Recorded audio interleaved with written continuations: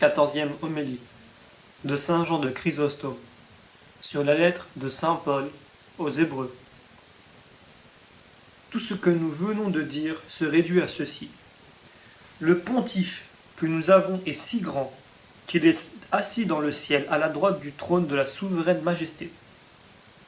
Hébreux, chapitre 8. Saint Paul mêle dans son discours les humiliations et les grandeurs. Il imite en cela son divin maître. Les choses humbles et basses préparent la voie aux choses sublimes et divines. La vue de celle-ci nous apprend que celle-là était un effet de la bonté de Dieu qui voulait condescendre à notre faiblesse. C'est ce plan général qui suit en particulier dans ce passage.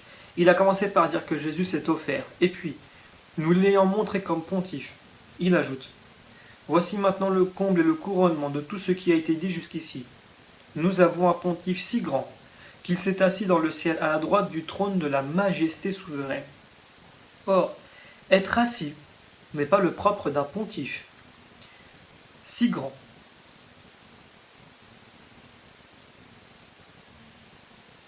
Mais de celui à qui le sacrifice est offert par le pontife.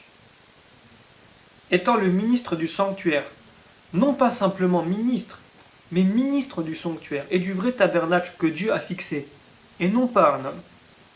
Voyez-vous ici l'abassement volontaire?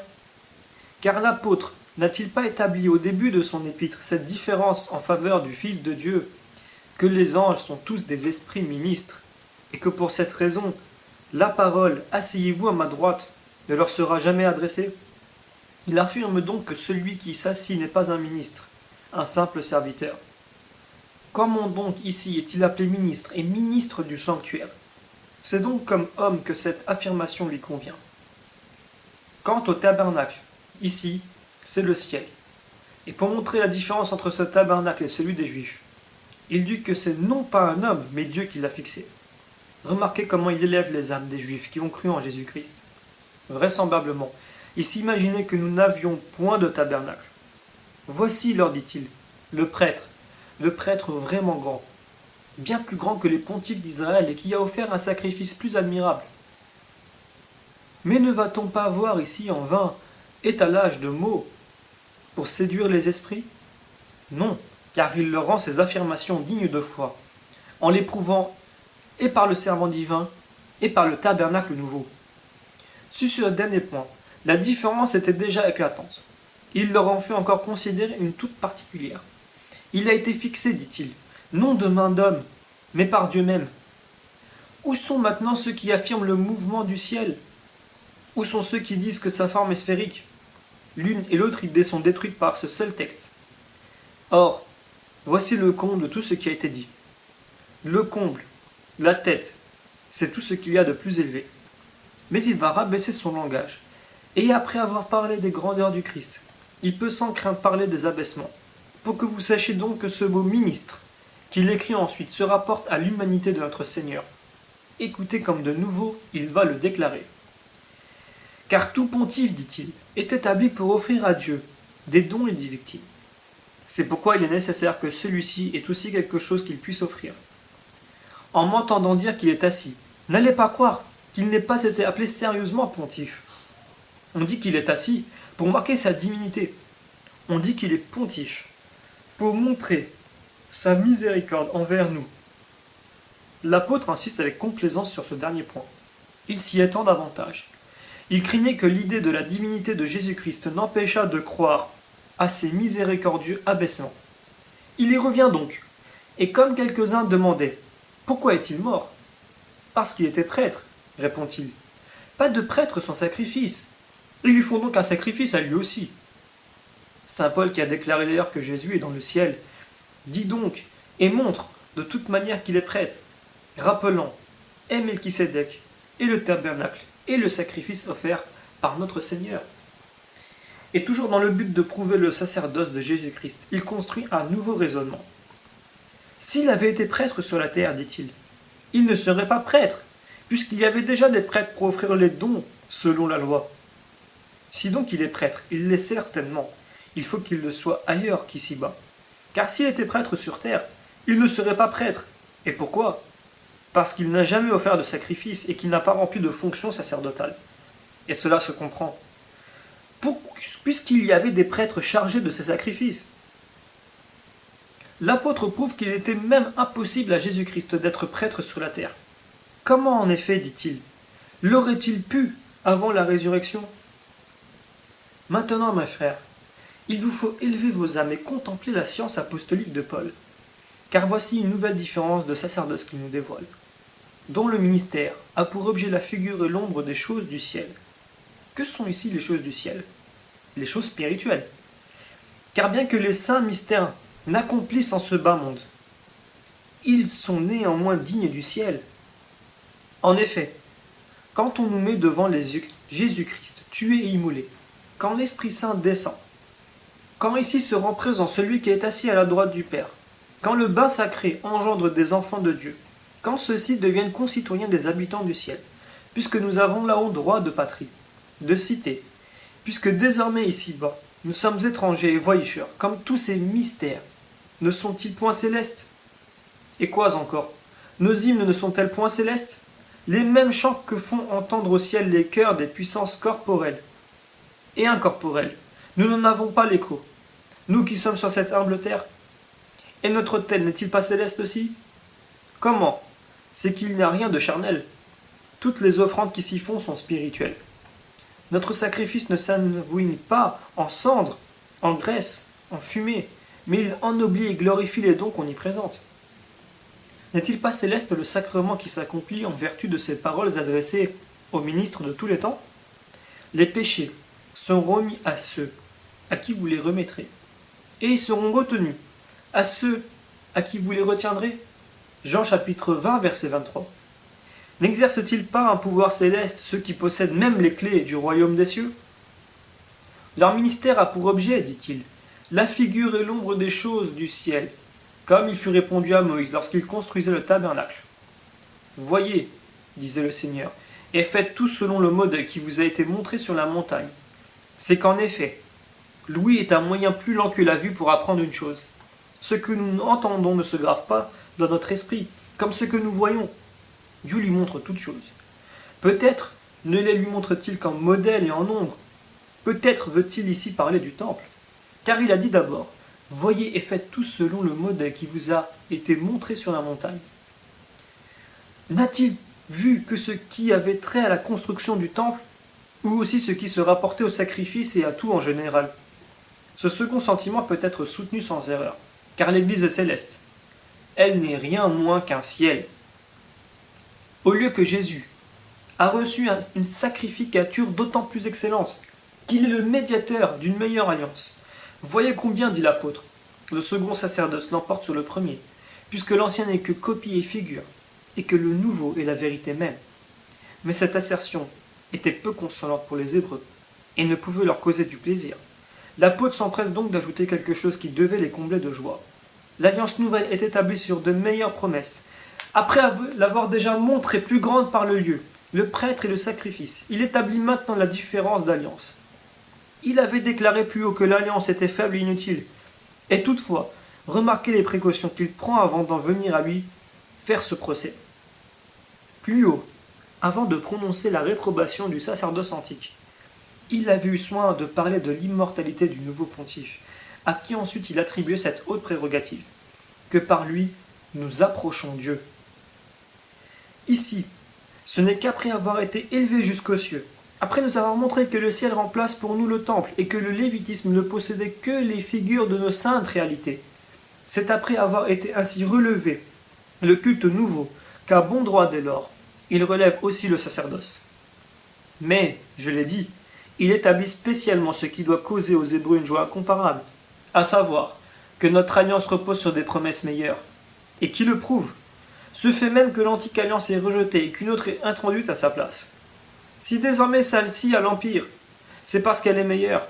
Car de même qu'il disait, si par le sacerdoce lévitique la perfection était atteinte, pourquoi y a-t-il eu besoin qu'un autre prêtre se levât selon l'ordre de Melchisédek, ainsi employant ici le même argument?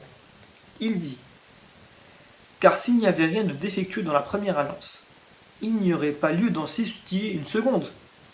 Et cependant, Dieu leur adresse une parole de blâme. C'est-à-dire, si l'alliance n'avait pas eu quelques défauts, si elle avait délivré les hommes de tout péché, car pour vous convaincre que tel est le sens de ces paroles, écoutez la suite. Leur adressant un blâme aux Juifs, non à l'alliance, le Seigneur dit, il viendra un temps où je ferai une nouvelle alliance avec la maison d'Israël et la maison de Juda. Non selon l'alliance que j'ai faite avec leur père au jour où je les ai pris par la main pour les faire sortir d'Égypte, car ils ne sont point demeurés dans cette alliance que j'avais faite avec eux, et c'est pourquoi je les ai méprisés, dit-il, dit le Seigneur. Soit, dira-t-on, et où est la preuve que cette alliance soit finie? Il l'a déjà fait voir par le prêtre. Puis maintenant, il démontre plus clairement et en termes exprès qu'elle est rejetée. Comment? Par des promesses meilleures. Où est, en effet, je vous prie, l'égalité entre le ciel et la terre? Considérez ce terme. Meilleure promesse. Il est mis pour calmer les susceptibilités. Il a dit plus haut dans la même intention. Par cette espérance, nous approchons de Dieu. Espérance meilleure, dit-il. Hébreux, chapitre 7, verset 19. En effet, dire meilleure promesse, meilleure espérance, c'est donner à entendre que l'ancienne alliance avait déjà ses promesses et son espérance. Mais ce peuple l'accusant toujours. Voici, ajoute-t-il, voici que des jours viendront, dit le Seigneur, où je consommerai une nouvelle alliance avec la maison d'Israël et la maison de Juda. Il ne s'agit pas d'une alliance quelconque, car pour qu'on ne puisse s'y tromper, il a marqué la date même. Il ne dit pas absolument, non pas selon l'alliance que j'ai faite avec leur père, parce que vous auriez pu répondre qu'il s'agit de celle que Dieu fit avec Abraham ou même avec Noé. Laquelle désigne-t-elle donc? Écoutons. Non pas selon l'alliance que j'ai faite avec leur père qui assistait à la sortie, et Dieu même ajoute, en ce jour où je les ai pris par la main pour les tirer de la terre d'Égypte. Car ils ne sont point demeurés dans cette alliance que j'ai faite avec eux, et c'est pourquoi je les ai méprisés, dit le Seigneur. Voyez-vous que le mal commence par nous? Ce sont eux qui n'ont point persévéré, dit-il. Ainsi la négligence est notre fait. Le bien, je veux dire, tous les bienfaits, viennent de Dieu. Ici, il semble lui-même faire son apologie, et il dit pour quelle raison il les abandonne. Mais voici l'alliance que je ferai avec la maison d'Israël. Après ce temps-là sera venu, dit le Seigneur. J'imprimerai mes lois dans leur esprit et je les écrirai dans leur cœur. Et je serai leur Dieu, et ils seront mon peuple. Dieu parle évidemment de la nouvelle alliance, puisqu'il a dit « Ce n'est plus une alliance que j'ai faite jadis ». Telle est la grande différence des deux alliances. La dernière est écrite dans les cœurs. La différence n'est pas tant dans les commandements que dans la manière de les donner et de les graver. Mon alliance ne sera plus écrite en lettres, dit-il, mais dans les cœurs. Que le Juif nous montre la réalisation de cette prophétie à une époque quelconque. Mais non, il ne la trouvera pas. Car la loi fut de nouveau reproduite en caractère écrit après le retour de la captivité de Babylone. Moi, au contraire, je leur montre que les apôtres n'ont rien reçu par écrit, mais que l'Esprit Saint a gravé tout dans leur cœur. Ainsi, Jésus-Christ disait-il, quand il sera venu, il vous remettra toutes choses en mémoire et vous enseignera. Et chacun d'eux n'aura plus besoin d'enseigner son prochain et son frère, en disant « Connaissez le Seigneur parce que tous me connaîtront, depuis le plus petit jusqu'au plus grand, car je leur pardonnerai leur iniquité, et je ne me souviendrai plus de leurs péchés. » Voici un autre signe. Du petit au grand, dit-il, on me connaîtra. On ne dira plus « Connaissez le Seigneur ». Quand donc s'est réalisée cette prédiction, sinon maintenant?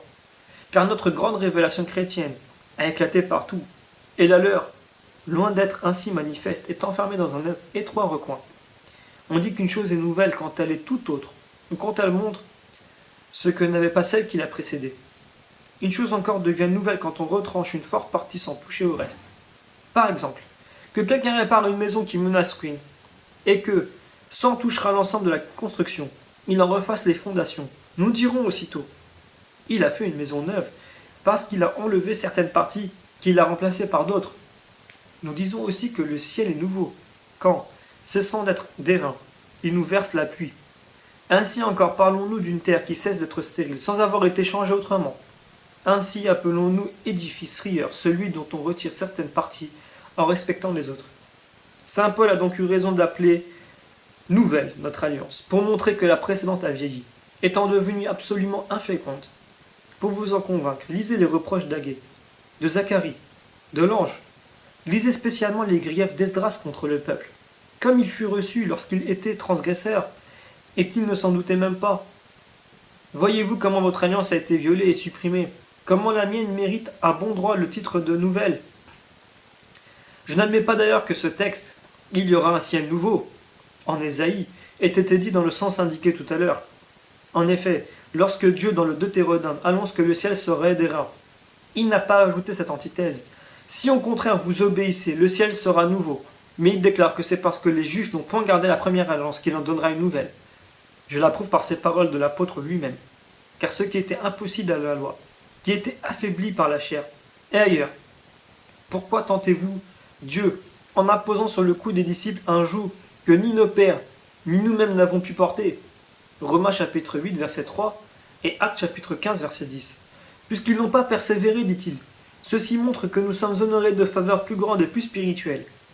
Car, dit-il, leur voix a retenti par toute la terre, et leur parole jusqu'aux extrémités du monde. C'est l'explication du texte. Chacun ne dira plus à son prochain, connaissez le Seigneur. Et ailleurs, la terre sera remplie de la connaissance du Seigneur, comme la mer jadis l'a couverte de ses flots. Habakkuk chapitre 2, verset 14.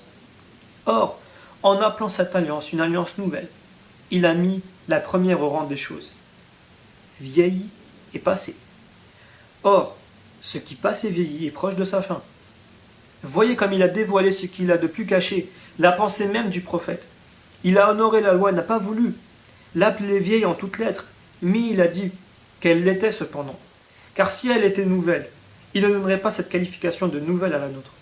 Ainsi Dieu, donnant l'avantage, dit-il, par là même a mis la précédente alliance au rang des choses antiques. Donc elle se dissout et s'éteint et elle n'est déjà plus. Encouragé par le prophète, il poursuit utilement ce thème, montrant que notre religion est florissante, par cela seul que l'autre alliance est usée. Prenons ensuite ce terme de choses antiques. Il en ajoute un autre encore, celui de choses vieillies, et le coup de grâce se déduit aussitôt des qualifications susdites.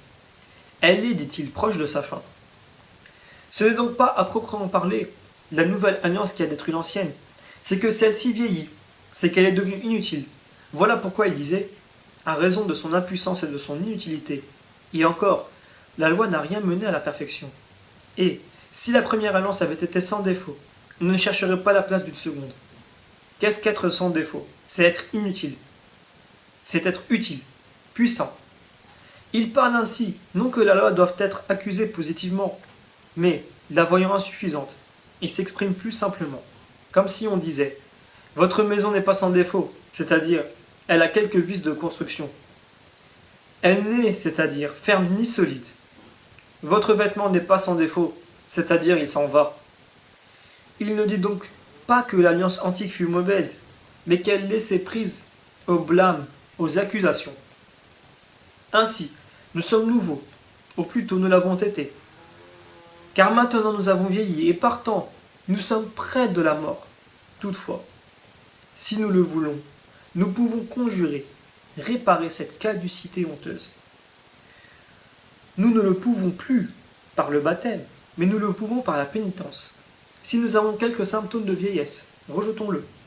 Si déjà nous comptons quelques rides, quelques taches, quelques souillures, sachons tout effacer et recouvrons notre beauté première, afin que le roi nous aime dans cette beauté renouvelée. Bien que tombé peut-être dans une laideur extrême, il nous est permis de retrouver ce charme et cette grâce dont parle ainsi David. Écoutez, ô ma fille, voyez, prêtez l'oreille, oubliez votre peuple et la maison de votre père, et le roi sera épris de votre beauté. Ce n'est pas l'oubli qui fait la beauté de l'âme. Quel oubli est donc ici désigné? L'oubli des péchés. Car le prophète s'adresse à l'église appelée du milieu des nations païennes, et lui conseille de ne pas se souvenir de ses pères, de ceux sans doute qui sacrifiaient aux idoles. C'est parmi eux, en effet, qu'elle a été choisie. Et il ne lui dit pas, n'en approchez point. Mais ce qui est bien autrement fort, n'en concevez plus la même pensée. Celui qui s'accorde avec cet autre passage, je ne me souviendrai plus même de leur nom sur mes lèvres. Et ailleurs, puisse ma bouche ne pas parler des courbes de ces hommes. Psaume chapitre 15, verset 4 et chapitre 16, verset 4. Ceci n'est pas encore d'une grande vertu. Ou plutôt, C'est une vertu déjà grande mais non parfaite. Car, que dit-il ici? Il ne s'arrête pas à cet avis. Ne parlez pas le langage de vos pères. Il poursuit. Ne leur gardez pas même un souvenir, n'en conservez pas même l'idée. Vous voyez à quelle distance il veut nous éloigner du vice. En effet, qui ne se souvient plus d'une chose, n'y pense pas. Qui n'y pense pas, n'en parle pas. Qui n'en parle pas, est bien loin de le commettre. Comprenez-vous combien d'étapes il jette entre nous et le péché? Combien de haltes, d'intervalles doivent nous en éloigner? Écoutons donc nous aussi. Oublions nos mots. Et non partons les péchés que nous avons commis. Car souvenez-vous-en, le premier, dit le Seigneur, et moi, je ne m'en souviendrai plus. Prenons un exemple. Loin d'avoir un souvenir de vol, rendons le bien volé. C'est oublier le vice que de chasser ainsi toute pensée de rapacité sans jamais plus l'accueillir, ayant même souci d'effacer la trace de nos péchés. Mais comment ainsi oublier le mal? Par le souvenir des bienfaits de Dieu. Si nous avions constamment mémoire de ce grand Dieu, nous pourrions aussi nous rappeler ses bontés. Heureux, dit le prophète, si je me suis souvenu de vous sur ma couche même, si je méditais alors sur vous dès le matin. Psaume chapitre 62, verset 7. Car toujours sans doute, il faut se souvenir de Dieu, mais plus que jamais, il le faut à l'heure où notre pensée est dans le silence et le calme, à l'heure où par ce souvenir elle peut se condamner, à l'heure où la mémoire est plus fidèle. Quand ce souvenir ne revient pendant le jour, bientôt d'autres soucis tumultueux chassent la bonne pensée. Durant la nuit, au contraire, nous pouvons nous souvenir toujours, dès que notre âme jouit de la tranquillité du repos, qu'elle est au port et dans une atmosphère sereine. Ce que vous dites dans vos cœurs, ajoute le prophète, repassez-le avec amertume dans votre lit. Psaume chapitre 4, verset 5. Il faudrait sans doute, même durant le jour, conserver ces souvenirs. Mais parce qu'alors vous êtes sans cesse inquiet et distrait par les affaires de la vie présente, au moins alors et dans votre lit, souvenez-vous de Dieu et méditez sur lui dès les heures matinales. Si tel est dès le matin notre caution, nous irons ensuite à nos affaires avec une sécurité heureuse. Si par la prière tout d'abord nous gagnons l'amitié de Dieu, nous marcherons dès lors sans rencontrer d'ennemis. Ou s'ils sont présents, nous en rirons, ayant Dieu pour nous. La guerre est sur la place publique. Les embarras de chaque jour sont autant de combats, de vagues, de tempêtes. Nous avons besoin d'armes. Les prières sont des armes puissantes. C'est quand les vents sont favorables qu'il faut tout étudier, parce que la longue journée s'achève sans naufrage, ni blessure, qu'à chaque jour voit surgir de nombreux écueils, et trop souvent contre eux la barque se brise et s'engloutit. Voilà pourquoi nous avons besoin de prière, surtout le matin et le soir. Plusieurs d'entre vous, souvent, ont vu les Jeux Olympiques, et non contents d'en être témoins, se sont portés fauteurs et admirateurs de ceux qui encourent, prenant parti pour l'un, pour celui-ci, l'autre pour celui-là. Vous savez que pendant ces jours et ces nuits de combat, le héros n'a toute la lui-même qu'une pensée, qu'un souci, c'est qu'aucun des combattants ne se conduise de manière indigne. Ceux qui patronnent un jour de trompette lui conseillent de ne dire mot à qui que ce soit, de peur d'épuiser son haleine et de prêter à rire. Si donc, celui qui va lutter en face des hommes y met un soin pareil, bien plus convient-il que nous soyons constamment sur nos gardes et toujours réfléchis, nous, dont la vie entière est un combat. Que la nuit donc tout entière soit pour nous une longue veille, une continuelle précaution, de peur que nos démarches de la journée ne prêtent au ridicule, et plus à Dieu que nous ne fussions jamais que ridicules. Or, sachant qu'à la droite du Père siège le juge du combat, il écoute attentivement. S'il nous échappera quelque accent discordant et qui blesse l'harmonie, car il n'est pas seulement juge des faits, mais aussi des paroles, veillons toute la nuit, ô biens et mes frères. Et nous aussi, si nous voulons, nous aurons des partisans. Près de chacun de nous siège un ange, tandis que nous dormons profondément toute la nuit.